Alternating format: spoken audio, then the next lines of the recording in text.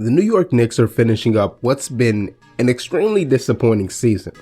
After a top 4 conference finish last year, the team and fans were expecting to build on that momentum and compete in the 5th through 7th tier, if not a bit higher for the more ambitious fans. So the fact that they're sitting comfortably outside the play-in is a clear failure of that goal.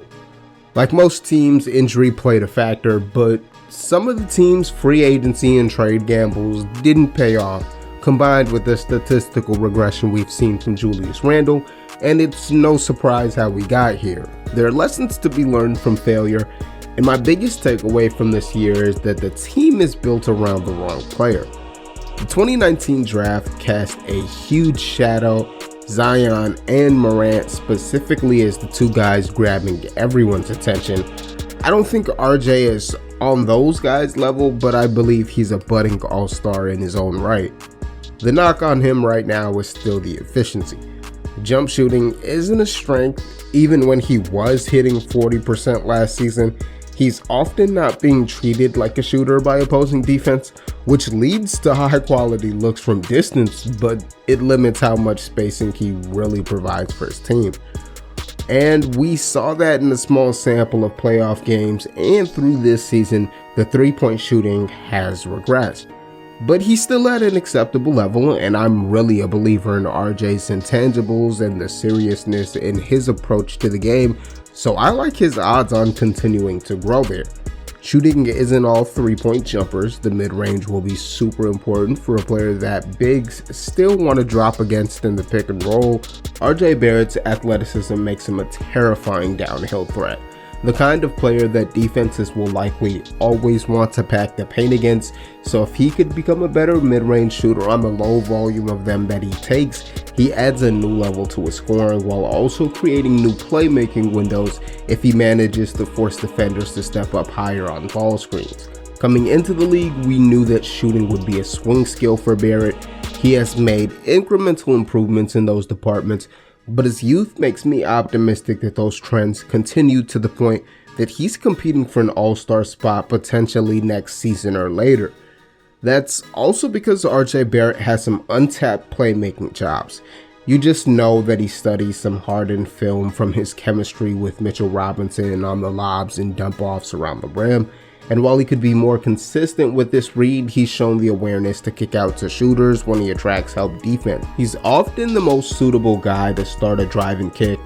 The assist to turnover ratio, however, is higher than you would like, but when I watch him, I feel like the turnovers are largely coming as a result of wanting to play the right way and moving the ball when he attracts a double.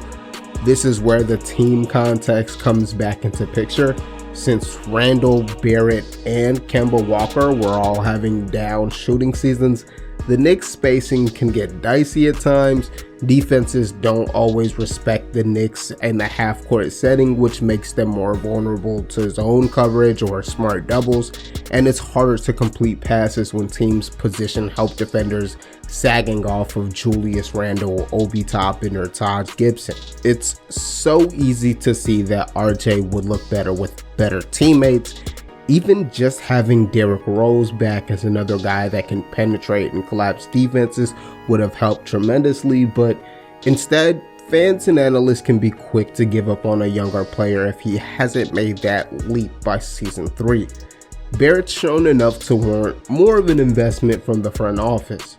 The Knicks have leaned more veteran-centered in their roster and lineup choices since Barrett was drafted, and it's stifled opportunity for other members of their young core. I think some of the Randle slander this season has been a bit overblown. He has regressed since last season, but his overall numbers are okay. It's more the fact that he hasn't played with the same energy and his body language has just been awful. The relationship between him and the fan base is going sour, and there should generally be a break in my opinion.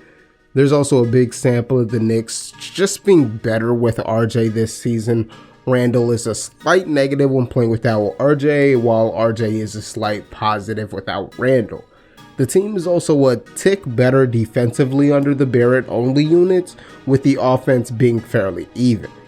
I've seen Knicks fans criticizing head coach Tom Thibodeau all year for not playing the young guys enough, and even as an outsider, I have got to agree. Rookies like Quentin Grimes, who was already one of the better three-point shooters on the team, while playing with more defensive effort than a guy like Evan Fournier.